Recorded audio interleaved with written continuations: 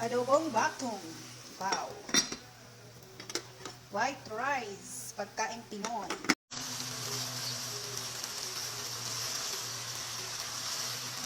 Luto na ang akong adobong batong. Subat o manok.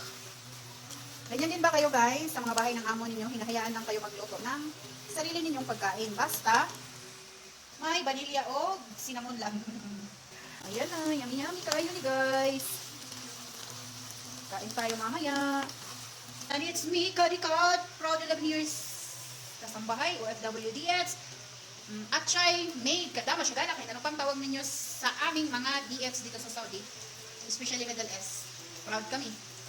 Kasi marangal, para sa amin ang pagiging atsay. Kauna ka guys! Nara ko ang batong na gibutangan og talong nga gamay og ano. Tapos ako ang white rice, Filipino style, tubig lang para sa kuwara na og nara akong kanon. Tapos na ora ko. O, di ba? Ganyan lang. Ako naman mukha. Wala na siya pangutong. Butang sa kanon. Kanon. Tapos, hamala. Tinatagay ng batong guys ha. Ang sawa sa among driver. Hamala. Okay siya.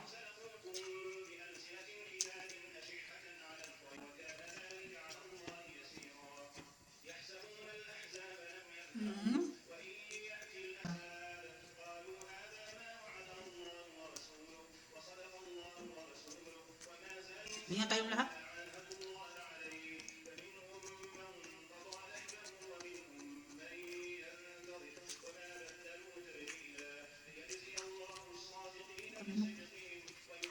Manok.